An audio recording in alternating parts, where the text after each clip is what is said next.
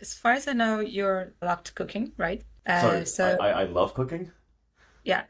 I don't actually I don't really know how to cook. I don't know where Okay. you I don't know where you got this. Oh, okay. Because I Oh think I was no. like scrolling through your webcast and the what Moshicam. For some reason, I decided that you love to cook because I saw quite a lot of. It's probably my wife's cooking. I love eating her food. I'm not very good at cooking at all. What would you, with your wife, will cook when somebody's coming to you? Or let's say we're coming to you as friends. Korean food, hands down. So I'm Korean. My wife isn't. I think she's Greek and Mexican and a number of things. But she has a number of Korean cookbooks that she collected over the years. She got really good at making like some of the most authentic, not just like surface level Korean food, but actually like really authentic Korean food. There's this one like porridge like thing. It's called juk, and it's like a porridge, but then you can put anything you want on it. It's like sticky rice underneath, almost soupy, and then you put like chicken, soy sauce, sesame oil, scallions, all this kind of stuff. And it can serve a lot of people because you make like a big pot of it. But yeah, the funny thing that she tells me is if we never met, she maybe had would have never tried Korean food because she never really tried it before. That's cute. How did you meet? Was it through Oh, feed pics? I'm oh kidding. my God. So it wasn't quite through PPix. It wasn't quite through PPix, but it was through Snapchat. No judgment though. No, no. It was through Snapchat. So we went through Snapchat. This is a longer story, but so we went to NYU, so that's where we met. And at NYU, there's no campus, so there's no like central area where people necessarily hang out. It's just like the city, right? So the sense of community is like it's not really there. And so I wanted to like address that. And so I actually created a Facebook page. And that Facebook page was called NYU Snaps. Which was basically like it was essentially a Snapchat account that people sent snaps to. Like they could send memes, they can send, oh, like I'm in class right now, or I'm like eating here at this restaurant, or I'm on vacation. And I would take those photos from Snapchat. They would send it to me, and then I would publish it on the Facebook page. And it went like really viral, really popular. And I was like interviewed by like Time, and there were some like other like college Snapchat accounts that started popping up, right? And I was anonymous, so no one knew who I was. I don't know if you have seen Gossip Girl or something, but basically people would send me things and I would just post on the page, but I would never show my own face. But then slowly I started revealing parts of my life because there was like Snapchat stories. So I was taking pic. I was like, I'm at the park right now. Maybe you'll see me or something. It was really stupid things, right? And I was like taking it so seriously. And then one thing led to another. And eventually I had my best friend. He started dating someone. She comes over and she sees my room and she basically like realizes that I could be the Snapchat guy. I could be the person who was posting on Snapchat because I just posted some new decorations I put in my room and I was like really proud. I was like, check this out. And then so she comes over and she like sees this. And at the time, through the Snapchat account, I was talking to my wife. So we were like chatting, but she didn't know who I was. We never met. She never saw my face. And then so she texts my wife, her best friend. I think I know who you've been talking to. And so yeah, that was like the spoiler. And I was really mad. I was like, no, you're not supposed to know who I am. Like you're ruining my like this ruins like my mirage. It was like so stupid. It was like it just didn't matter. And eventually we just met up in person and hit it off. Amazing story. I don't know. I think it just reminded me of my uni years, like when I was doing the different stuff like that and chatting with people. But unfortunately, like there was like anonymous people, and I found it was cool. Like I had friends like that. I didn't know where they were like located and everything. And it ended just because I outgrew the platform. But I really love the story of how people are connected, and it brings to her side potentially the fun side of it and the adventure side of it. It was scary. I was scared. So her friend is great. Her friend is just really like an investigator, right? I don't want to generalize, right? But I think some people are just like really good at piecing together the sort like going on social media and basically triangulating who you are. And so she did it. And funny story, she texted my wife at I think it was like 10 p.m. It wasn't even that late.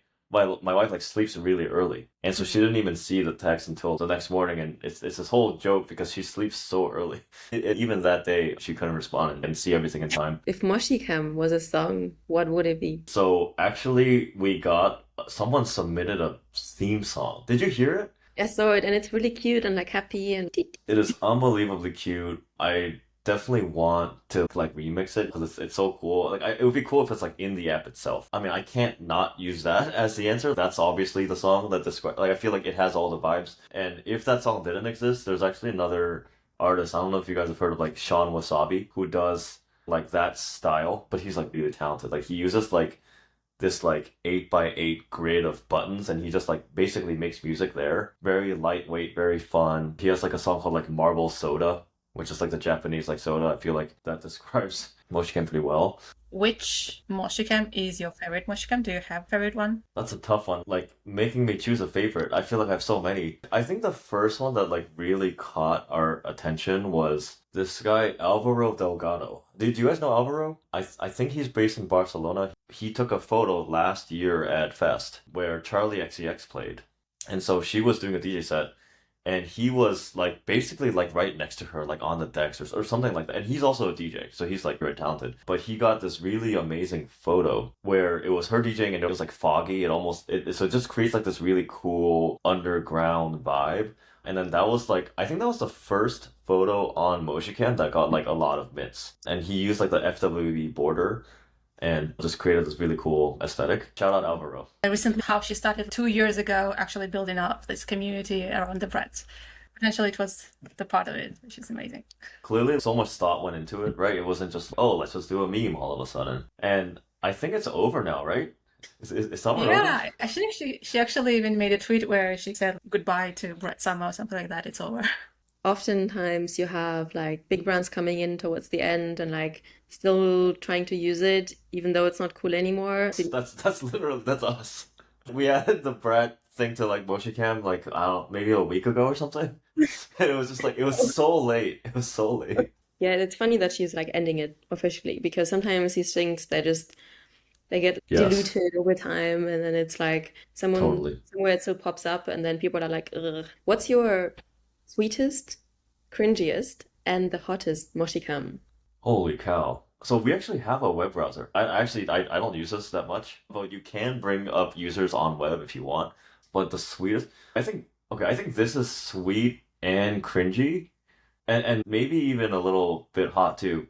But basically this was me and Kaido at Fest. I don't remember this being taken. I just don't remember this at all. I guess this was like pretty sweet and cringy, just putting so many pictures of my wife. Someone was like, is this your profile or is this your wife's profile? You're posting so many pictures of your wife. I'm like, I'm sorry guys, like it's her birthday, what do you expect? This one's probably pretty cringy. It's Bug. It didn't publish properly the first time. Shakshuko, I love it. This is probably the spiciest one. Yeah, when I was asking about the cringiest one, my mind immediately went to the feed pics. Oh And my like, God. I actually don't know, did someone take it seriously? Did someone Oh actually my say God. So this? this is very polarizing. This is very polarizing because I've been like playing into it because I think it's a funny meme, but maybe it's going a little too far. But I also think there's some truth to it, right? It's really weird. I think it all started when someone posted a picture of their feet. I never posted mine, but one of our users posted a picture of her feet. But I think maybe it's like a cultural thing. I don't think maybe all cultures understand that has some weird connotation, right? And so she literally just responded. I was like, hey guys, I'm gonna choose my favorite mochi of today. Please reply my thread. And then someone responded, here's my feet, like how do you like my feet? And it wasn't like a joke. Like it wasn't like I went to the person's profile, they're like they post normally. So they're not like trolling me. She just like did it. And I think maybe there's like this cultural difference. And I was like, oh, this is interesting. But then I ran with it. And so I was like, all right, if you really want me to judge your feet pic, I'll do it. And I was like, it could use like better lighting, right? It could use I can't see everything, right? And just went for it. And after that, there were just a lot more feet pics, like a lot more people submitting feet pics. And then I just started getting questions about feet. And so like I remember I posted a video and on Farcaster, and then the video had my feet in it, but it was like an accident. Like I just had my feet, and I was going like this, and then someone was like, "Hey, like whose feet are those?" Right? It's just so weird. And I don't know. I feel like it just like snowballed into its own thing now. And now, a lot of times when I comment on any, or if I like just create a cast that's unrelated to anything, I would get a response from someone that's, "Hey, like when are we gonna get to see your feet?" It's so weird. Is that like your little army of reply guys? I think there's a lot of that. I think there's definitely a lot of that, which is weird. It's super weird. My friend actually, when I was going on this podcast, he was like, "Hey, are you gonna wear socks or are you gonna wear no socks?" Like, like, why are you asking me this? But he's not a bot. He's a person. It's like the joke Just that kidding. becomes attached to you when you joke around something. You have to maybe sometimes careful because it can stick with you. I Like we say know. a lot about the spicy cocktails and stuff. What do you think about when you think about Los Fomos? That will be like you're mixing the cocktails. It is fun. It's still inside of our vibe thing. Potentially, this is how something becomes so attached to you. And Yeah. then what did you say? And then it became some kind of like a meme out of your Listen, I control. let's just say I would much rather be attached to a spicy cocktail association than feet. If I had to choose, right? Most of us are attached to our feet in some way or another.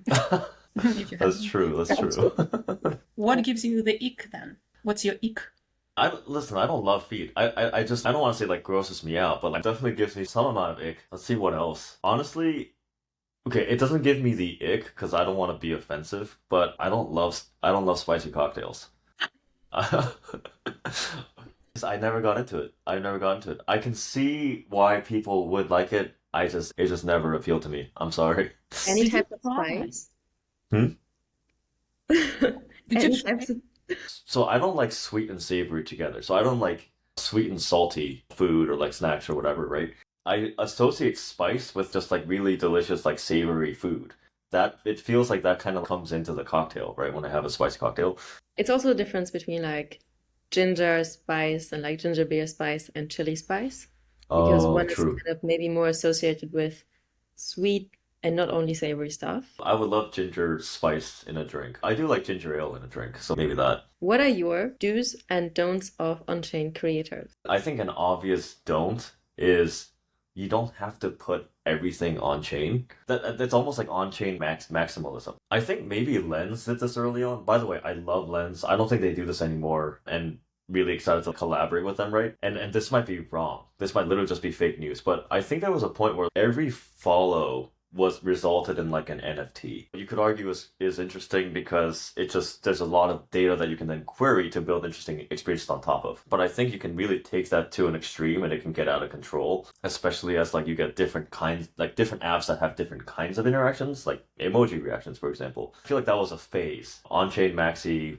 was a phase, and now it's more like I think the Farcaster pattern has become adopted a little bit more, which is sufficiently decentralized. That said, people aren't putting things on chain as much as they should, right? Like the everyday person, the everyday normie, they basically don't have any on chain presence. Slowly but surely, the goal is to get people to think about what actually means something to them. On like start with committing those things on chain. That's where we got this idea for Moshicam, right? So you don't have to put like every photo you took today. You don't have to put it all on the app, but rather the memories that kind of you hold special to you. There's actually a really good article on this. It's called Why Mint. Why commit something to the blockchain versus just some like centralized area? It's very deep. Part of it is yes, there's this potential monetary value there, right? Where like it could become valuable one day. You as a creator could monetize off of it, which is great. I never thought about, let's say, Moshicams and when you're minting about it, like about the secondary market. I think about it more as a sharing something and as an experience and not as a something to monetize from. But do you see any developments in that side? The second thing that came to my Yeah. mind when you were talking is even about this experience of not spoiling everything with trying to monetize it is like why gamers do not like crypto Mm. is because they see the what on the surface level the financial conversations about it, and then for them the experience of the game and even like progressing and all the things is it's not about the money, right? It's they can be gamers, they can be professional ones, but the experience of the game itself, they don't want it to be financialized. So Yeah, actually, someone I think her name was like Alina. She posted on Moshicam recently, and I think it was her first time, and then she was like, "Oh, by the way, can I turn off collects for this?" Which I thought was interesting because I would assume that anyone given the opportunity, why not make like a few dollars, right? But I think it's okay. So she wants to do something on chain, but like also doesn't want it to be like a collectible, right? Which I think is super fair. I think we're going through our soul searching. We're trying to soul searching. Do people want to collect other photos? Do people share in order to get collects, or do they just share, right? What we've observed so far is the vast majority of the things that people share aren't collected, right? They get zero collects, maybe one, like the long tail, right? And then the people who are sharing those things, they're not necessarily sharing it with the intention of getting collected. They're just doing it, right? And I don't think it's like a negative experience that they get no collects at all. But that's like the majority of the experience.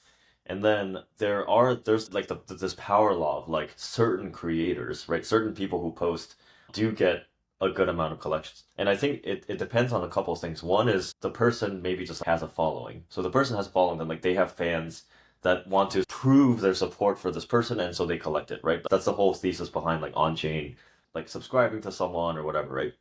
Showing your fandom. And then the other side that's interesting is regardless of who the creator is, if the content is good, right? If like, the photo is very nice. So for example, like the FWB, like at Charlie XCX, right? That DJing photo is just a cool photo. And I think a lot of people like wanted to, I don't know, be associated with it or, like be part of that moment, right? And so those types of photos get a lot of collects. And so from our side, is it like, do we want to encourage essentially like better, higher quality content that is more likely to be collected? Or do we want to just encourage you really sharing anything without even thinking about collects and think about another way to monetize, right? Because that's not the only way we can potentially monetize. It's just like we're the current chapter that we're on. So one example is like when you collect something, it's okay, why would I do that? I don't really get anything. I just say thank you. And so if you collect a Moshicam photo, let's say I collect one of yours, maybe I can put a sticker on it. Maybe I can at least put like a Los Fomos like little drink on it or whatever. And that actually updates the photo. So like it's weird. It's like almost a collaborative. You put your little sticker or you put your little PFP and then you pay for it. But then you at least get the benefit of actually making your mark. In general, on any platform, there is 99% of people that just post, like on Instagram, and not everyone is influencer. Yeah. But then there is more of a intentional, maybe use case experimentation strategies of different, if somebody collected your Moshicam and stuff. But what I think, like, we really love stickers. Before we went Moshicam, we saw that Moshicam has it, and we were able to submit our cocktails. They're so good. Just having stickers, and I think it obviously it's not coming like from nowhere. Like we saw it on the Web2 platforms, right? You see it on Yeah. TikTok, how people can send it, like on Instagram, or I think even Reddit, Yeah. subreddits, right? Just the idea of also Twitch, like the monetization from that way, and the way when you stick on it, like we love the collaborative nature of it, because like I think that we were working on the previous ideas right now is like, could there be something that people can leave their marks on, and how they can Yeah. do that? I think the stickers are very much something like that. It's really exciting. Like everyone loves stickers, like the monetizing in that way. And I think it also opens the monetization opportunities for creators as well. Not only Totally. those who post, but actually who create those stickers frames. Yeah. Today we figured out that we can submit the frame. I just love it because it clearly takes a concept that people love. People just love, even like physical stickers people love. And it takes an existing concept and then we roll it into this Web3. We leverage the technology, uses it uniquely, which is we get automatic attribution and monetization and stuff like that. I think the biggest challenge or like the biggest kind of downside right now is you don't make that much. So as a creator who submits, like you get a portion of a portion, like it's just a very small fee of the ultimate collect, and that's if that thing gets collected. It's not like the best hook that we have right now. I think philosophically people love it. Philosophically, people creators are like, oh, I want my content. I want people to use my content, right? My fans to use my content and basically show my content for me. And I think that's awesome, and people love it for that reason. But I think we have a ways to go in terms of how we can get the actual monetization unlock. And I think something that we're really excited about is maybe you can buy a sticker pack, right? So like maybe the Los Fomos stickers, instead of just being available for everyone, you just pay like $1 and then you unlock the pack and then that just goes directly to you. And that's like way better monetization for you guys, right? Or it can be gated by what you already have access to in the real world. So you might have subscribe. Do you guys have a hyper sub? Okay, so you might have like a hyper sub. And we even have stickers. Those stickers are actually on Zora. That we minted them first. Oh, Summer we were just issuing them, and then they also unlock recipes of those cocktails. And then Holy cow. I thought that it would be awesome if it was gated. Only those who Yes, collected them were able to have it, but we you still nailed it. submitted because, You nailed it. yeah. That's exactly right. So I think that could be like another layer, right? Where like only subscribers can unlock these like this special tier of stickers and Moshicam, and we can do all that permissionlessly because it's just all on chain, right? We don't have to like go to Hypersub and ask for an API key and say, hey, can we do who are your subscribers? Like we already know who they all are and can match everything. Maybe Yeah, I that's not the mean, case. spicy questions have to come from somewhere. So something you need to eat, either eat spicy food or drink spicy drinks, spicy coffee. But Oh, whoa, that's really cool. actually, that's a Spicy coffee. Wow. that's a joke. But should we Oh, try I at some actually point? added once accidentally because there is a Georgian paste, like it's made of four ingredients, which are like seasons and pepper, and my spoon was in it. And then when I was, what's the movement is called, like my stirring it. stirring my coffee, I realized that it was spicy, and it was okay because well, I love spicy things. Whoa. I'm gonna get going with our frame because we're gonna have IRL events as well in the near future. So we need some frames for that. So are you gonna be IRL together or is it just like remote kind of global thing? Great question. Good question. Hopefully together. Yeah. That's great. Yeah. Okay, who's gonna go where? I prefer if I go. I'm trying to move out, so I prefer that direction. But yeah, I'm welcoming. I think I still want to have Paul and Georgia and show her around. How Miss? did you decide to do this podcast? Were you friends before? And you're like, let's do a podcast. I would say We the first part, how we met, and then you can say about how we okay. started the podcast and that there's actually more behind the podcast. We call it not podcast, but like more like show and brand because Mm, we find that's more like multidimensional and doesn't really box us into this podcast I love that. box. I think that's a great idea. So we met at university. We were both studying in London at UCL, but it was COVID, so we didn't go to visit the campus at the same time. It was our masters, and it was in computer science for accessibility. We were both having some interest and some background in user experience design and research as well. Oh, But Taco cool. has more interesting backgrounds also in medicine. She's a doctor by Holy cow. training and also in consular services. That's what you how you call it. That's awesome. But then we actually never met while we studied because, well, it was COVID and I just left London. Taco also left London, so we never met in person. That's what I wanted to say. Still till Wow. today when listen. I would have never Um, guessed. I would have never. I just want to say, it feels like you have been friends for a really long time, and I thought you were in the same city. I thought you were in the same place, but it's fun. I think that's very important. When we say you never met in real life, people are like, oh, you guys are crazy, and you studied together thing. Maybe because again, based on our personalities, we're connected, and we actually developed a friendship yeah. uh, through the internet, and the based on the similar interests. Because like I got into NFTs in 2021 as we were finishing our masters, and I was talking about it all the time. So I Yeah. basically onboarded her into it, and we started straight away basically thinking about okay, what can we do with that?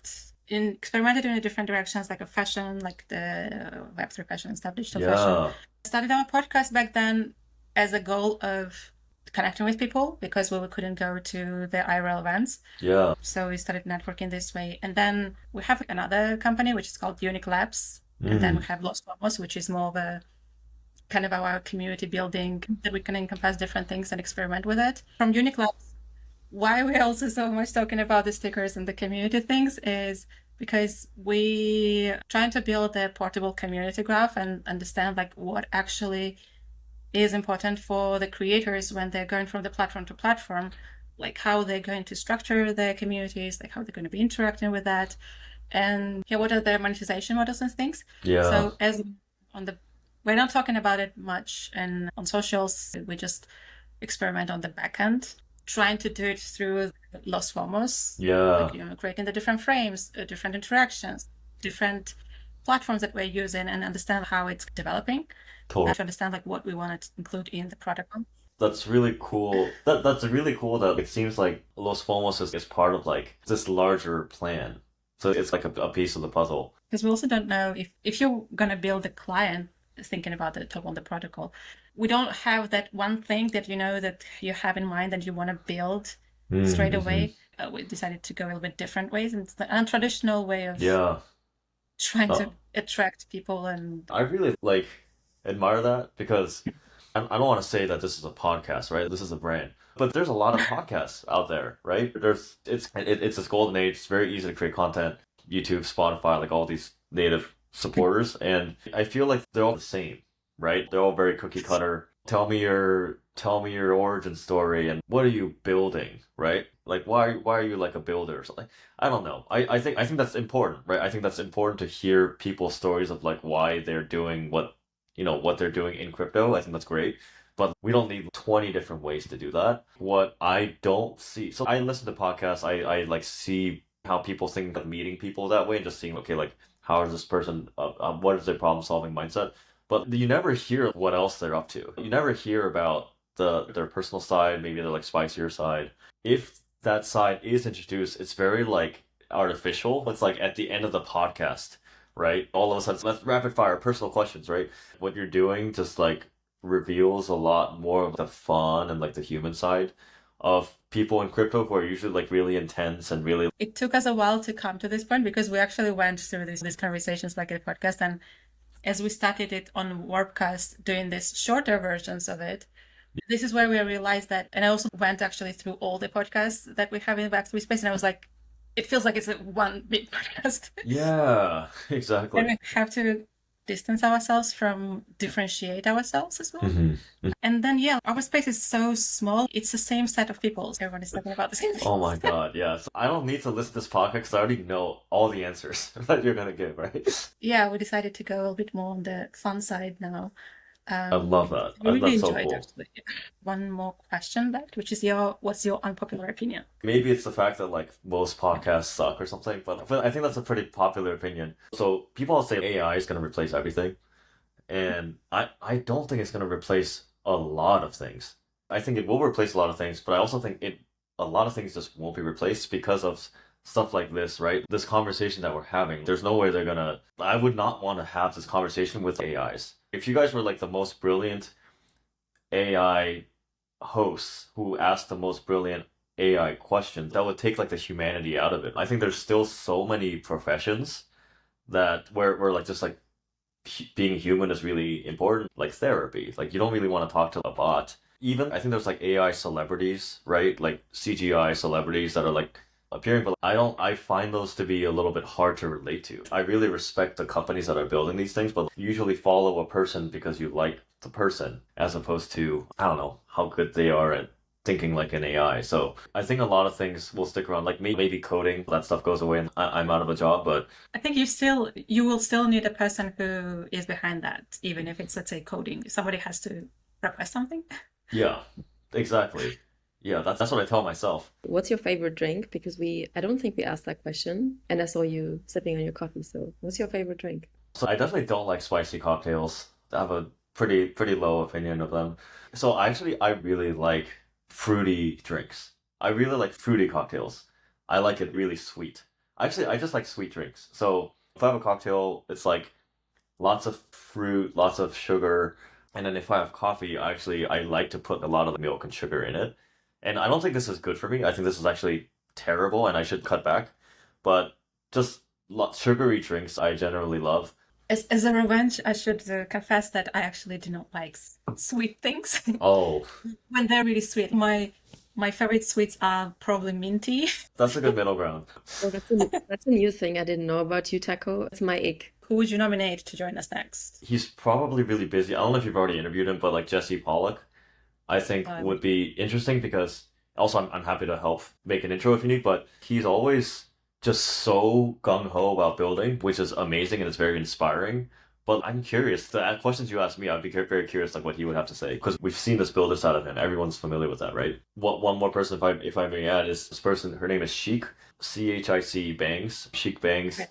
She is doing a lot of stuff with like with Higher FM, right? The other like radio show, and she's like a DJ, and I think she's super cool. Yeah, thanks for coming and being open. Thank you so much for reaching out and for the fun stickers.